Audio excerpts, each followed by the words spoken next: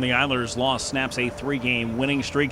It is just their second regulation loss since the All-Star break. And this game started 15 minutes of really nothing hockey, some wide open, not a lot of shots, not a lot of chances. And then the teams each got a goal in that last 5-minute segment of the first period. Well, it looked like both teams were kind of trying to play a similar game where they just didn't want to give up a lot, so they're focusing in on their defensive play. But this a face-off win, and Skinner jumps off in a hurry. And as I said, there's a little interference from Pominville on Lee. I mean, Lee never took a step forward, but give credit to the Buffalo Sabres for winning the face-off.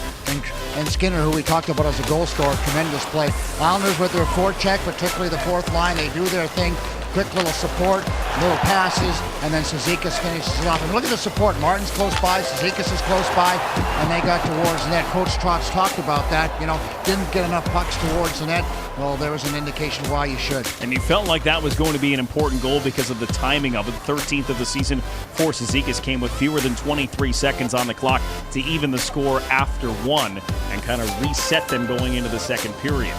You thought they would get their legs, but they, as I said, they didn't get a lot going. They weren't very sharp, so you thought, well, okay, maybe this is going to be a bit of a wake-up call for them, and it really wasn't. They gave up that goal again in the second period, the Pominville goal. So they just never found their mojo, Brendan. I mean, you're going to have games like that, and that's the way it was really tonight. We talked about it throughout the broadcast, and apparently once in a while we know what we're talking about because Barry Trotz confirmed it, but the passes were just a little bit off tonight, and one of those passes that was just a little bit off was headed to Josh Bailey. It winds up being a turnover and the only goal of the second period for Buffalo. And Del Cole had an opportunity to shoot the puck. I mean, he was thinking pass all the way. He had Barzal heading towards the net, and then there's the turnover, and then there's the bad change. And things are going bad for you. Ryan Pollock and Johnny Boychuk collide, and that was all that Pominville needed to shake himself free. Great play by Jack Eichel as he protects the puck going down the boards and just flips it towards the net, and Pominville drives it.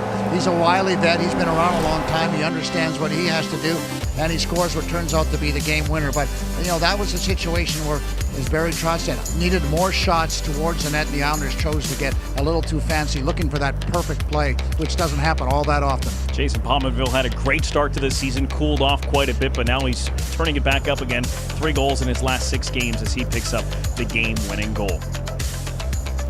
Well, in the third period, you expected a push from the New York Islanders, and you got a push for the New York Islanders. Best period of the game for Matt Barzal and company, best period of the game for Brock Nelson and company, and as the Islanders continued to push and push and push, all of a sudden the puck was in their own net, and they wound up down 3-1. Well, you make the try, and you say, in the dressing room, you go, guys, we haven't played well. Let's push hard for 20 minutes, and they did. But again, the good forecheck by that Sabres line. But again, our Islanders, who have been very, very good in their own end, you can see 2 Islanders standing out in the slot. What are they doing? They're puck staring, and they let Kyle Oposo slide over to their left, and he frees that puck and gets a shot towards the net. Larson gets credit for it, but it was a good forecheck by the Sabres. But the sleepiness of the Islanders continued really on when they needed it most after a tremendous 10 minutes of hockey by the Islanders, where they had a number of good scoring chances. And the Islanders were able to hold the Buffalo Sabres to just 10 total shots on goal through the first 2 periods, 5 in the first, 5 in the second. Not much more action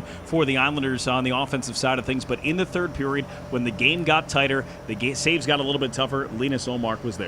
He was first star, and rightly so. He was a difference maker for the Sabres. They were hanging on to that 2-1 lead. There was a big push from the Islanders for about the 15-minute mark, all the way down to the 5-minute mark.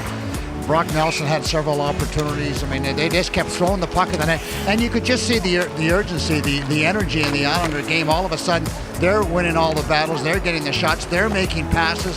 As we see, Ullmark again continued to be aggressive. I thought he was real solid in that. Leo Komarov got some opportunity, but that goaltender just was really good tonight. He was on his game, and Hutton's happy for his partner.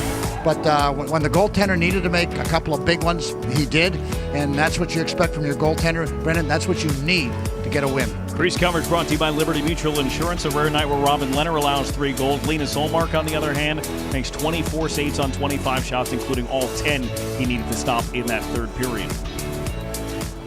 Well, the Islanders tonight, Butch, it felt like they got a little bit of a taste of their own medicine with the way that the Buffalo Sabres played. They were relentless on the forecheck. There was not a lot of room out there for the Islanders to get the offense going. I thought they played a terrific hockey game. I watched their game the other night against the Winnipeg Jets. I thought they played a great hockey game. Were unlucky to lose that game. Gave up a goal late in that third period. So I had a good feeling that these guys are going to be feeling good about themselves. They like the way they played. They understand what they need to do if they want to get back into the playoff position. They've got to win some big games, some momentum-building games, and they came out, and that's the way they played. Right from the opening face-off, they were good. I mean, yes, they didn't get a lot of shots on net, but they were committed to defense. So they took a page out of the Islanders' notepad and saying, hey, listen, if we don't give these guys too much, we know what they like to do, let's try and take all of that away from them. And they did it by skating. They skated extremely well in tonight's game.